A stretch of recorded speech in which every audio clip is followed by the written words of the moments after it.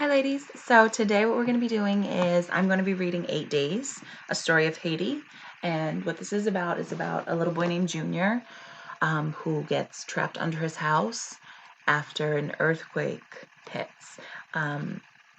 This was based on a true story that happened in Haiti in 2010, I believe it was, that struck. So the author here is Edgewood Danticat, and I'm going to read the note from the author first instead of after the story so that it kind of sets it up. What it is it is a fictional story, but it's based on the true events of all the children who survived during the earthquake here and a bunch of different stories that were compiled, and then so she made this fictional story. So I think we can call it historical fiction, but what I want to do is I want to read the back first, and then I'll get into the story and you can see all of the beautiful illustrations. It says a note from the author, and there's no photos yet, so I'm just going to read it quickly. They are everywhere, Haiti's precious and beautiful children. You see them on rooftops, where there are rooftops, flying kites. You see them gathered in small groups on the ground, where the ground is not muddy, playing marbles. You see them link hands and run in a circle while singing the song associated with the one, the Haitian equivalent of Ring Around the Rosie. You see them fight for a turn at jumping rope. You see them twirl a bicycle wheel with a bent rope hanger. In the act that you can see the dream of one day actually driving the rest of the bike, a motorcycle, a car, or an airplane. The earthquake on January 12, 2010 dramatically changed their lives. Many watched loved ones die. Others, like Junior, were stuck in the rubble of their homes and were rescued several days later. Yet, in spite of everything, Haitians' children still dream. They laugh, they live, they love. I was at a supermarket in Miami with my two young daughters, Mira and Layla, when a friend called to tell me that there had been an earthquake in Haiti. I immediately began to worry about my friends and family members who lived there. Nearly half of Haiti's population is under 15, so a lot of the people I was worried about were children. I was also thinking about children outside of Haiti who were fearful for loved ones. My 5-year-old daughter Mira, for example, was very concerned about her paternal grandmother. Is Grandma Isa under a house? She kept asking my husband and me. Grandma Isa was thankfully okay, but Mira continued to worry about others who might be trapped under their homes. So I carefully told her about a few people, among them some children who had been miraculously rescued. And in that process, this story was born. So again, it's that historical fiction piece. Many people were trapped under their homes. Over half of the population is children. So she kind of took both of those things and made a historical fiction story. So I really want you to pay attention to the illustrations. They're absolutely beautiful, by Alex Delanoy throughout the story too. And I'm going to do my best to make sure that you get to see them and kind of go as slow as possible. It's a quick story. It goes like this. Okay. So the author's dedication is for the children of Haiti.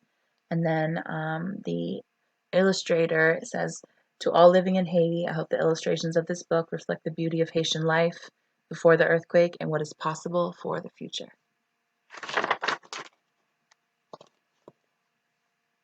When I was pulled from my house 8 days after the earthquake, my family was there waiting. The following day, everyone asked me, were you afraid? Were you sad? Did you cry? I was brave, I told them. But when the earth shook again and again, I was afraid. And sometimes I cried because I missed Man and Papa and my little sister Justine. But in my mind, I played.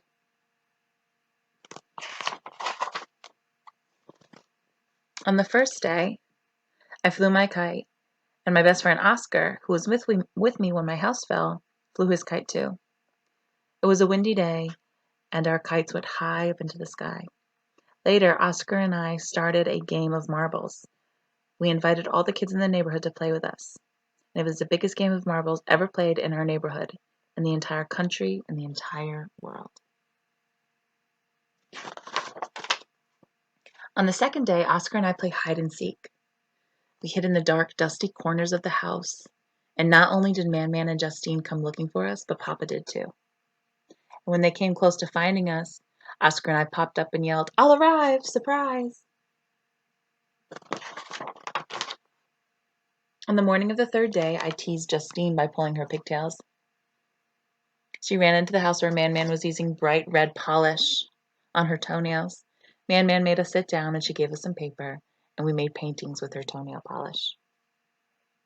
In the afternoon, I went to Papa's barber shop and helped him sweep off all the hair off the floor, like I usually do. Then we sat down and Papa told me stories of the shop and when he was a little boy, like he always does. Afterward, we went out into the yard behind the barber shop and set the hair on fire. The fire crackled and sparked. On the fourth day, Justine and I went to rehearsal for the St. Trinity's Children's Choir, and I sang too loud. Pay Boyer, our choir master, asked, "Junior, are you trying to get that solo again?" I smiled and sang louder. And I did get my solo. And it was the best solo ever sung in the church, in the entire country, in the entire world. On the fifth day, Oscar and I went to play soccer with some of our friends. Afterwards, we sat on a bench to rest. But Oscar felt really tired and went to sleep. He never woke up.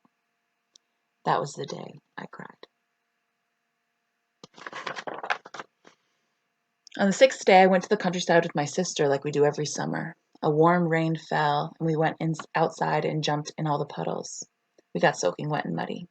We opened our mouth towards the sky, and each caught a mouthful of rain.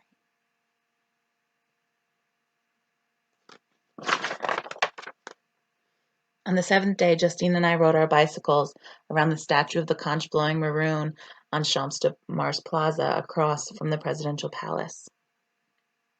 Justine tried to race me, so I slowed down and let her win. Good.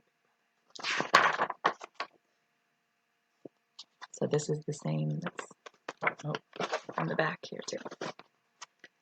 When we came home, I ate the sweetest mango I had ever eaten, and I kissed Man Man. My lips stuck to her cheeks. And then there was a blackout, so Justine and I recited our lessons to Man Man and Papa by candlelight. Sitting there on the living room floor, I thought about how much I missed Oscar.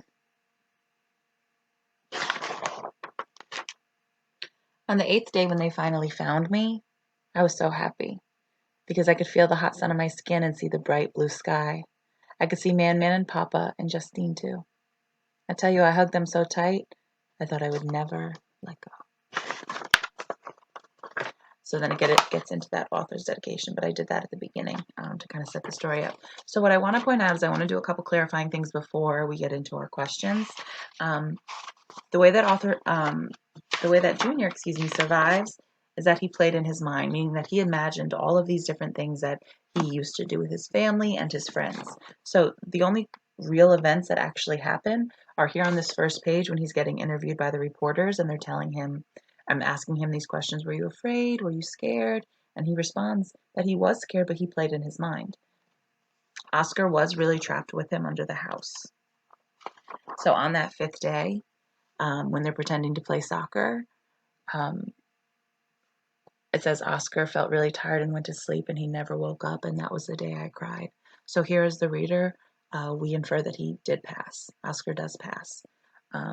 And then I thought it was very powerful that the way that the author and the illustrator kind of worked together in this, and that the next day, he's describing a rainy day. So again, all of this rain, all of these tears, all of kind of this blue represents sadness.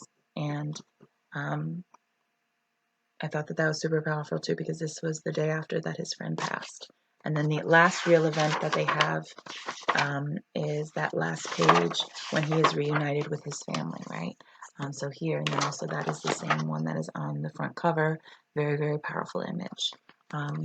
So with all of that, I want you to think about what the theme of the story is. I want you to think about how strong and brave, both emotionally and physically, Junior was, that this little boy survived for so long under his house. So now what we're going to do is we are going to preview our questions.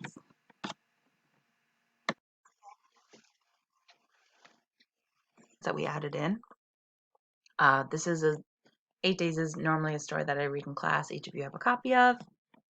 And I wanted to make sure that you were able to at least get a little bit familiar with this story because it is a very powerful one. So number 1, what is the natural disaster that took place in the story and what happened to the narrator as a result? Number 2, on page 1, the narrator Junior says, I played in my mind. What does he mean by this? Number 3, on page 3, Junior says, it was the biggest game of marbles ever played in our neighborhood, in the entire country, in the entire world. What does the word entire mean? And then for number 4, it says reread pages 3 and 11. Who is Oscar? What can you infer happened to him?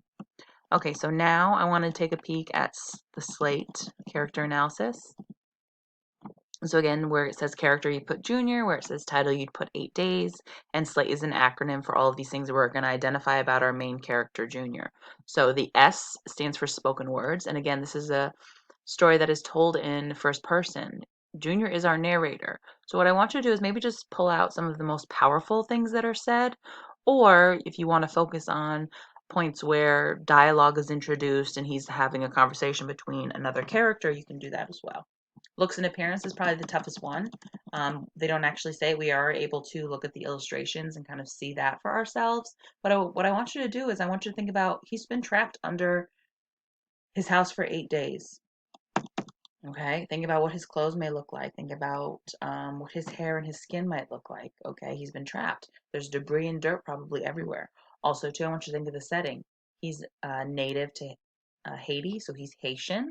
So again, they give us some physical characteristics based on the illustrations, but also what you may know about Haiti and the people who live there and those who are native there, maybe their looks and appearance.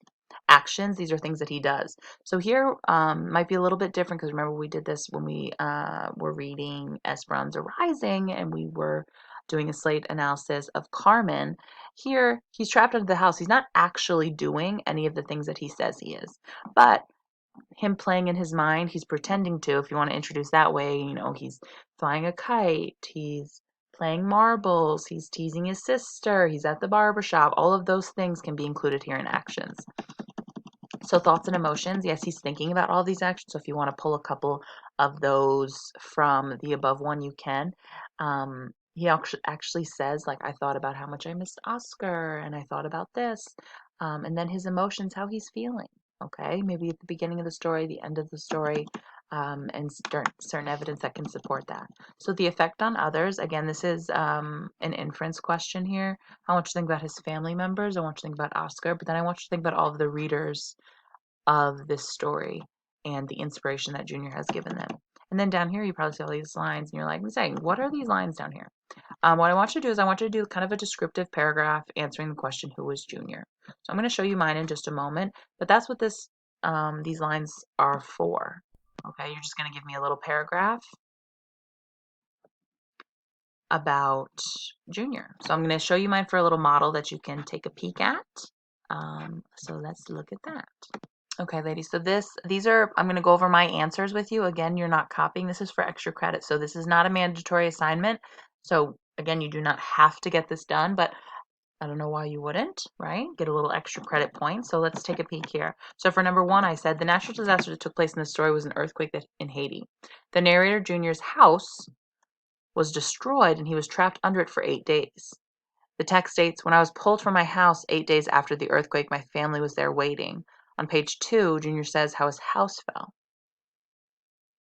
Number 2, I played in my mind means that he imagined playing different games and activities with friends and family on each day that he was trapped. And then I give 2 examples. So it says, for example, on the first day, he flew a kite with his friend Oscar. Additionally, on the morning of the 3rd day, I teased Justine by pulling her pigtails. Number 3, the word entire means whole or all. And what I want you to do is I want you to pay attention to how I structured my response. Because again, when we're asking questions about vocabulary here and we're using context clues, I do want to know what from the story helped you determine your definition. So I said I inferred by using context clues from the sentence, including words like biggest and ever. And then I said the narrator describes how big the game was by increasing his description with neighborhood, country, and world. Okay? So again, I want to know those keywords that help you to determine those definitions. So Oscar is Junior's friend who was trapped under the house with him, who unfortunately dies. We talked about this at the end of the story. The text states, and my best friend Oscar, who was with me when my house fell, flew his kite too. We learned of his passing when the text states, but then Oscar felt really tired and went to sleep. He never woke up. That was the day I cried. So now for Slate character analysis, again, our character is Junior. Our title is 8 Days, A Story of Haiti. So you're going to see that in the left-hand column where like spoken words and looks and appearances are. I gave myself just some guiding notes, things that I wanted to make sure I remember I did. So For spoken words, I had a little star. I said, first person narrator, so all the words are his. Some may have quotes if explaining dialogue, if he's introducing that dialogue. So I just took 2 here, and again, I only want 2 pieces of evidence for each section. So the first one I chose was, I was brave, I told them, but when the earth shook again and again, I was afraid. I pulled this because this was from the very first page where the interviewers are asking him all about his experience. And it's awesome because he does identify how brave he was. He's very aware of that. But I think it's also important to understand that he was very scared. And the coping mechanism that he used to imagine and play in his mind was amazing. And he acknowledges that he was brave, but it's very important to understand that this was a little boy who was very, very scared. And then I pulled a quote from the final page. I felt so happy because I could feel the hot sun on my skin and see the bright blue sky. So again, he kind of gives us that kind of descriptive language to show us what he was really valuing when he got out, because there was a part of him that probably didn't know if he was going to escape safely, especially after what happened, the terrible thing that happens with Oscar. So for looks and appearance, again, infer based on the events of the story and use the illustration. So I said he has torn clothes and he's probably covered in dirt and debris. He's trapped under a house. He's Haitian. Again, I little typo here. It's supposed to be an Haitiin. He's Haitian. And they give us some of those physical characteristics from those illustrations. And then I probably said he looked tired and emotionally drained. He absolutely probably did. So actions. He played in his mind to pass the time while trapped. Okay. But then I have these dot points here about a couple of things that he did. So he flew a kite. Oscar and I started a game of marbles. Oscar and I played hide and seek. We made paintings with nail polish. We went to Papa's barbershop. We had choir rehearsal. And then things that he actually does was he was crying about Oscar, right? He said that he cried on that day. So we have to infer these thoughts and emotions, right? So I broke it up into 2. So the thoughts first. He's probably wondering if he's going to get out, right? He's reliving the memories of family and friends. And then I thought about how much I missed Oscar. He actually does say that and state it in the story. Emotions. Fear. He actually admits the fear and feeling afraid on that very first page. Sadness. He's crying about Oscar. The joy he has when he gets pulled out. I hugged him so tight I thought that I would never let go. Okay, so thoughts and emotions, again, these need to be inferred.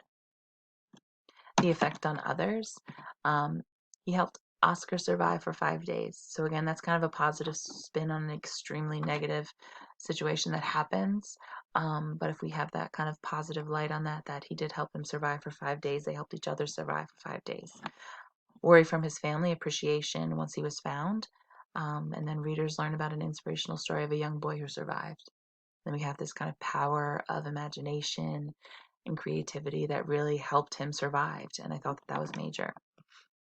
So before I read my paragraph, this slate character analysis is something that I encourage you to do. I've actually kind of done on my own too when reading my own personal novels and stories, either, in school, outside of school. And it really helps you kind of get involved with the character, really step into their shoes, whether it's told in first person or third person. So what it's forcing you to do is analyze their words, their actions, how they look, their effect on others, what they're thinking. And it allows you to kind of put all that together and really get to know your character. So I challenge you to do a slate analysis. This is now going to be the second one that you've done this year, and apply it to your other stories. Think about the impact of those things and really kind of dissect them. So, who is Junior? Junior was a little boy who survived an earthquake that struck his home. He was trapped under his house in Haiti for 8 days. Junior was trapped with his best friend Oscar. The boys played in their minds to pass the time and keep their focus off the scary reality that they were in. Junior relives the memories of his friends and family. Unfortunately, on the 5th day, we infer that Oscar dies. Junior was incredibly brave for dealing with and surviving the trauma that he endured. Junior is an inspiration to all because of his physical and emotional strength. Okay, so you can be a little creative with how you want to structure your paragraph for this final part, but I'm looking forward to kind of seeing these analyses. Thank you, ladies.